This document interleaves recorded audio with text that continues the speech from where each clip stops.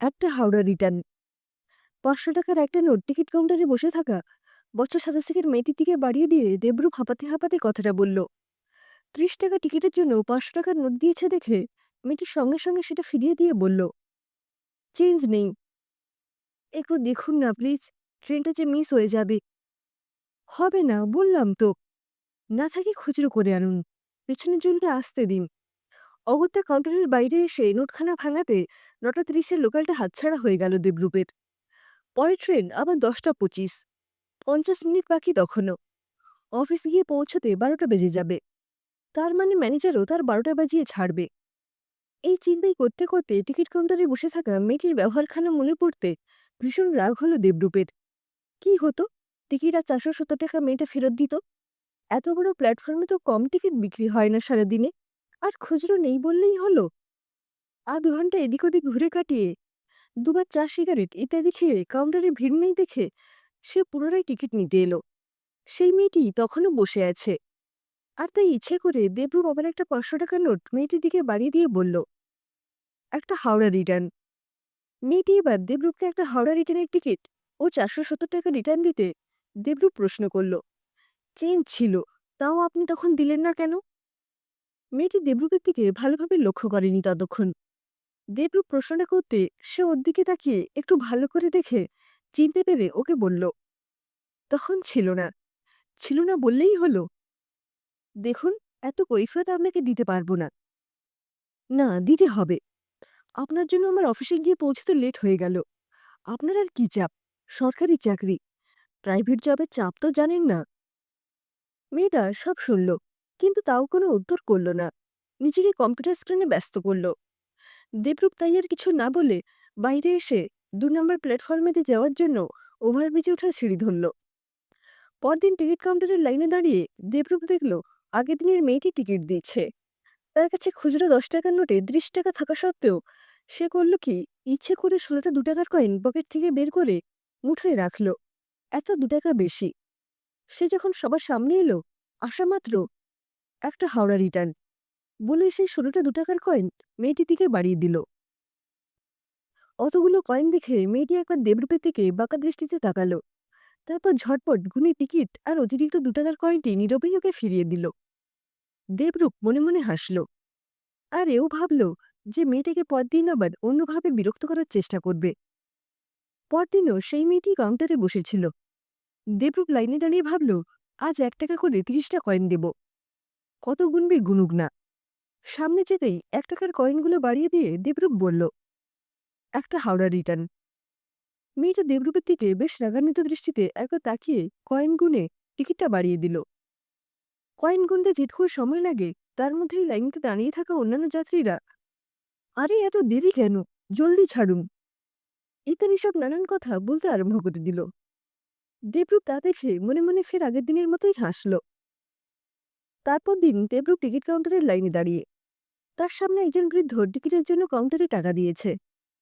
কিন্তু ৳২০ কম দেওয়াতে বৃদ্ধকে কাউন্টারে থাকা সেই মেয়েটি বলল, আরও ৳২০ লাগবে। বৃদ্ধের কাছে আর ৳২০ না থাকায় তিনি মেয়েটিকে বললেন, দিদিভাই, আমার কাছে যে আর ৳১ নেই। এই বুড়োটাকে তুমি সাহায্য করো। মেয়েটি তখন বৃদ্ধকে বলল, আমি কি করব বলুন তো? দেবরূপ বৃদ্ধের কথা শুনছিল। মেয়েটিকে তখন ও বলল, আপনি ওনাকে টিকিটটা দিয়ে দিন, আমি দিচ্ছি টাকাটা। মেয়েটা টিকিটটা বৃদ্ধকে দিয়ে দিলে বৃদ্ধ চলে যেতে দেবরূপ নিজের টিকিটের দাম সহ ৳১০ ৫খানা জরাজীর্ণ ছেঁড়া ফাটা নোট বাড়িয়ে দিতে মেয়েটা দেবরূপের দিকে তাকিয়ে আর না বলে থাকতে পারল না। কি হচ্ছে রোজ রোজ এই সব? যদিও প্রশ্নটা সে তার চোখের ইশারায় করেছিল। দেবরূপও চোখের ইশারায় বলল, কেন, আমি কি করলাম? মেয়েটা ফের তার চোখের ইশারা এবং খানিক ঠোঁটের মৃদু অস্ফুট স্বরে বলল, প্লিজ, আমি সবে নতুন, এমনভাবে আমায় অপ্রস্তুতে ফেলবেন না। তখন দেবরূপের মনে হঠাৎ কি হলো জানি না, দেবরূপ সেই ছেঁড়াফাটা নোটগুলো বদলিয়ে একটা চকচকে ৳৫০ নোট দিল মেয়েটিকে। দেবরূপের এহেন ব্যবহারে নাকি বৃদ্ধটিকে সাহায্য করার জন্য, তা জানি না, মেয়েটিরও মনে মনে দেবরূপের প্রতি একটা ভালো ধারণা তৈরি হলো। দেবরূপের অনুশোচনা হয়েছিল সেদিন মেয়েটার কথা ভেবে। সে না জেনে না শুনে মেয়েটাকে বেশ কয়েকবার অপ্রস্তুতে ফেলেছে সবার সামনে। তাই পরদিন দেবরূপ একটা 50 টাকার নোটে ছোট্ট করে সরি লিখে সেই নোটটাই টিকিট কাউন্টারে দেবে বলে স্থির করে কাউন্টারে এলো। কিন্তু এসে দেখে সেই মেয়েটার পরিবর্তে অন্য একজন যুবক কাউন্টারে বসেছে। দেবরূপ সেই সরি লেখা নোটটা তাই কাউন্টারে দিল না। ভাবল মেয়েটার হয়তো শিফট চেঞ্জ হয়ে গেছে। কিন্তু একদিন যায়, দুদিনও চলে যায়, সেই মেয়েটা আর ওই কাউন্টারে বসে না। এদিকে দেবরূপ যত না দেখতে পাচ্ছে মেয়েটাকে, ততই যেন ভেতরে ভেতরে মেয়েটাকে একবার দেখার জন্য ছটফট করছে। হঠাৎ এ কি হলো ওর? এমন তো আগে কখনো কারোর জন্য হয়নি।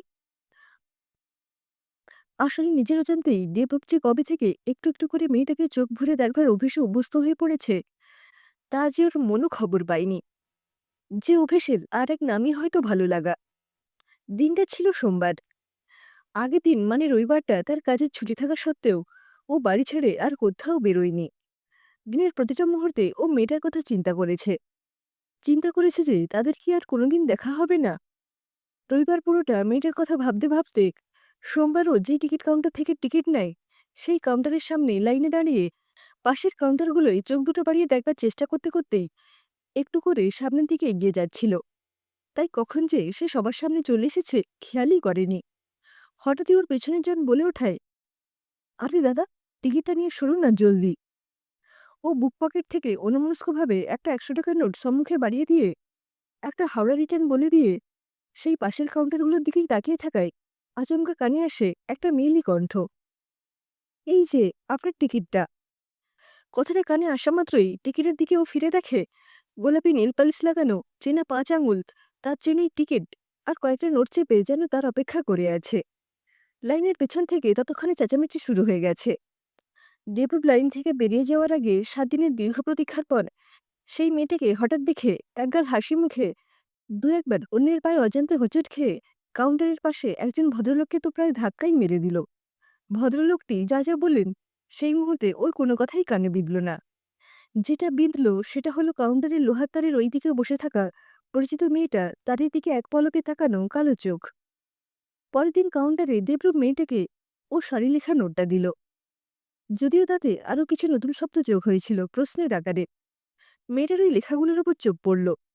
এক কোণে লেখা সরি, অন্য কোণে এতদিন কোথায় ছিলেন। সেদিন আর বলতে হলো না যে হাওড়া রিটার্ন। মেয়েটা নিজে থেকেই একটা হাওড়া রিটার্ন আর 20 টাকা ফেরত দিয়ে তার চোখের পৃথিবীতে হাসি ফোটাল। দেবরূপ বুঝল ক্ষমা মঞ্জুর হয়ে গেছে। আর ঠোঁটের অস্ফুট স্বরে ভেসে এলো, বাড়ি গিয়েছিলাম।